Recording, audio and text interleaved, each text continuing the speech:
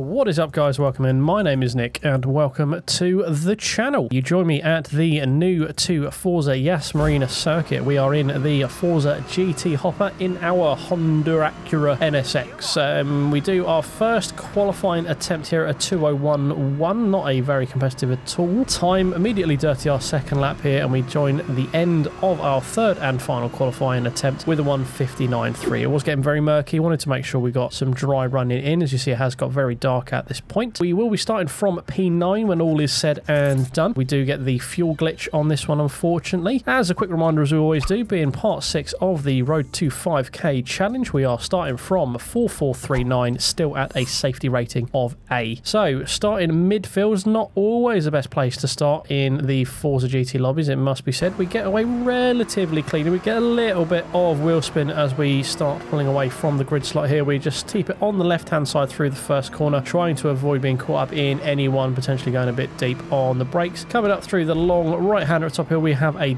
Dodge spinning out there, and we are having to take some avoiding action just to make sure we get through safely. We do drop down back to P9. We had made a couple of positions up on the first corner, started up the inside of the BMW into the left hand, a hairpin type thing before the very long straight. We sit down in behind the Porsche for some nice slipstream. Not sure if we want to take a real deep lunge on this. We put ourselves on the inside. The Porsche just decides to turn into us, so yeah, that wasn't great here. Ferrari opportunistic, gets around there. There's someone else spinning round through that corner there for some reason as well. So it's all going off on the air on this first lap, as it usually does in these GT races. The Porsche goes very deep through the long left-hander. We've got the BMW up there in the inside, very opportunistic again as I follow the Porsche a little bit deep. We have the Dodge in front of us getting murdered by that Ferrari. He darts back across the track and collects us. So thankfully for him, we straighten him back up, but we get the worst of that deal, unfortunately. All bundling up here as we go through the very narrow bit under the hotel to end the lap here. We are just getting bundled around by everyone. We have Audis on our left, Dodge on our right, people with BMW's been spun out. We've got the Aston Martin flying past us as well, getting through the positions we've been held up through that series of corners there.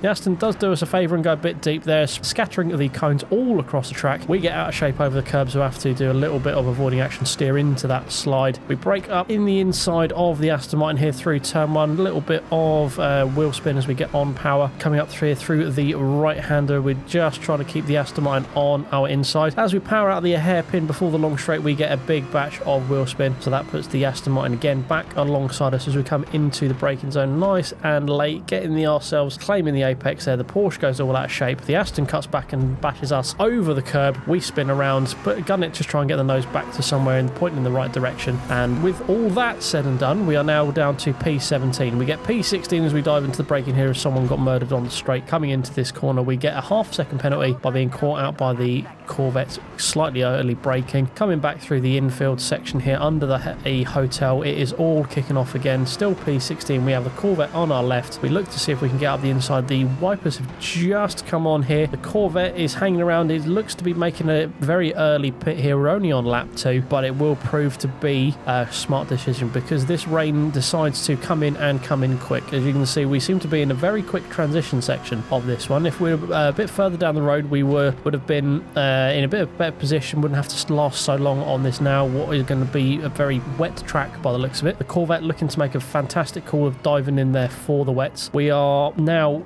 very grip limited. As you can see, we are struggling to get the car stopped and turned through this. On throttle is a nightmare. I use these without any form of TC, so getting on the throttle here is just very treacherous. Braking very early, steering but nothing happening, using very light inputs just to try and coax the car through the corner. We just slide straight off. A little bit of a boot fall, just spin up the rear wheels, and that spins us off to the right hand side. Unfortunately, the Corvette does spin off to the left. My apologies for that. There was nothing I could do. I was trying to steer into that one, but as you can see, there is no grip out here at all. We've just done 2 full 360s trying to get away from this one. We are back down in P17 after all of this. We've got the Falcon there spinning out as we go under the hotel. We are crawling around. We almost slide into the pit entry barrier there, so we are going to be getting off these mediums and on to some wet tyres. As we are in the pit lane, you know what to do. If you could drop me a like if you're enjoying the start to this one, leave me a comment so we can have some fun chats down below, and if you are enjoying my content, do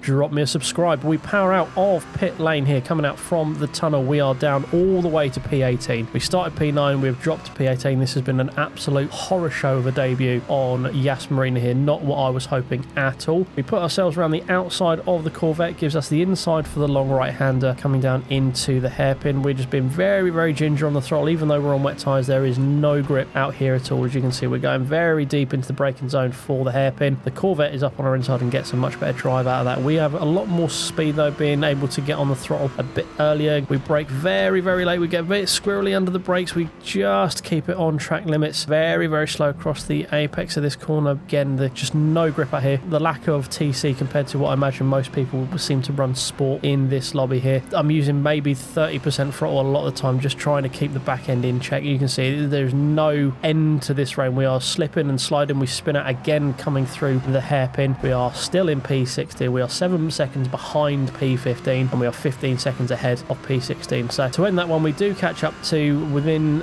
2 seconds of the Corvette once again. So we did manage to catch up about 6 or 7 seconds over the course of the last 2 laps. We are line astern. We have another NSX in front of this Corvette here. So we're just looking to see if we can maybe sneak a P13 out of this as we come to the hotel section. It's not looking likely. We are just here coming into the final corner. The NSX brakes early, catches the Corvette out. We managed to get it turned and it is just a straight line to the finish line here. Going to be a photo finish and we just managed to sneak P14 out from under the Corvette there. Even with our slight penalty, we were matching on a half-second penalty, so we do get P14 after that relatively horrific race there. We dropped 6 positions off the grid, so yeah, not the greatest to start. So rather than just bringing you one video for this one here, one race for this one, I'm going to bring you a second one. So we waited until Yas Marina came around once again. We are just doing some practice on this one to see if we can find some time. We managed to do a P11 best at 2 minutes, so a little bit slower than what we did as a qualifying in the second race. We're going to see if we can get a bit more time out of this one. As you see, we found a 1.5 seconds already coming through the hairpin on the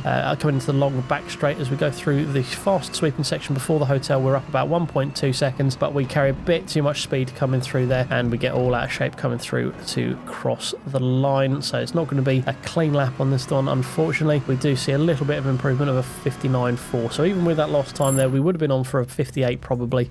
After the horrific opening laps of the last race, we elect not to actually do any form of qualifying laps in this one, so we will be starting from the back of the grid, P22. This one looking to be a fully dry race, so we won't get caught out with this one, hopefully, and we're just going to see if we can make our way through the grid as we do normally to maybe see if we can get a better finishing position than our P14 to end out this week's GT races. So starting from the back, we get away much better. We don't have any form of wheel spin through in our second phase of the start here. We get a couple of places immediately off the line there with one person not starting the race and the other person driving into the back of them. We're up P19 as we go around the outside of the guy on the left here through turn 1. We've got a lot of people off to the right hand side here. We've got a Ferrari in front of us in Red Bull livery, so we are immediately wary of anyone sporting any form of F1 type livery.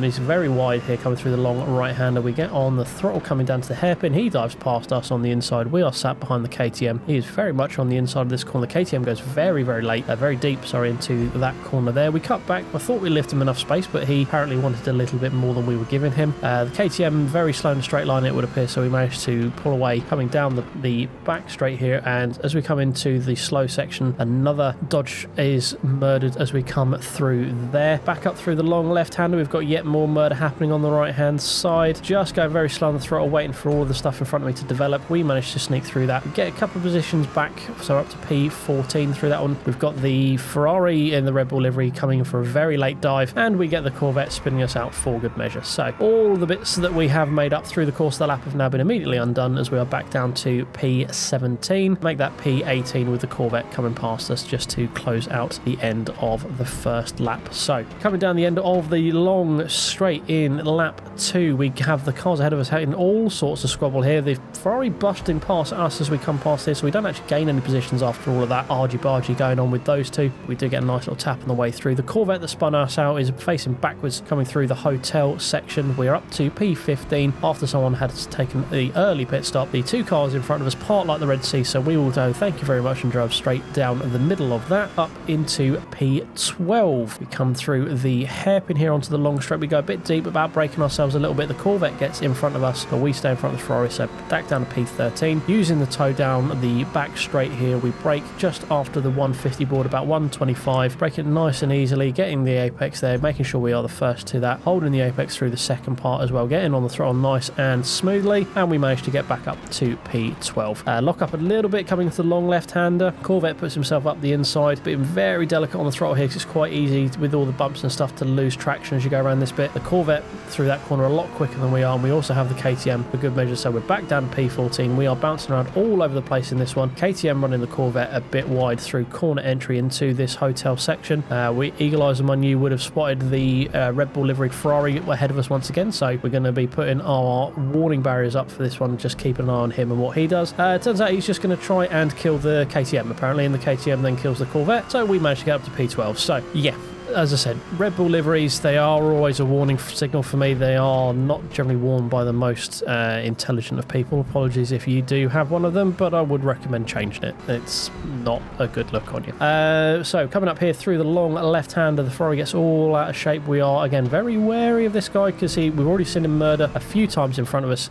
We're not going to worry about overtaking them on track. We're going to see if we can get an undercut, and we're going to take an early pit stop. So, as we're running 2 races in this video here, I will ask you once again, if you've made it this far, if you would like to drop a like, leave me a comment if you're enjoying this one. And if you are, do please subscribe. We are just over 300 subscribers today as of recording this video. So, a massive thank you to everyone who has jumped on board of late. It has been mad how quickly this has grown from what I was started doing just over 2 months ago. But anyway, enough of me waffling. We are back through the hotel section. We came out P15. We're going to drive around the outside of this NSX coming into the last corner. He takes a pit stop, so we get through nice and easily there. P14 as we cross the line to begin lap 6. Make that 13th as we pick up a couple of free positions from people taking their pit stops as well. And we get another one as we cross over the tunnel. So P12, we gained 2 more positions through the pit stop here. So we're up to P9. Once all is said and done, the end of the race was relatively quiet. So we pick up just some positions of late pit stops there. And that does mean we increase our skill rating to 4467, so an increase of about 30 after the horrible race to begin with, and then this one with the P9 finish does seem to be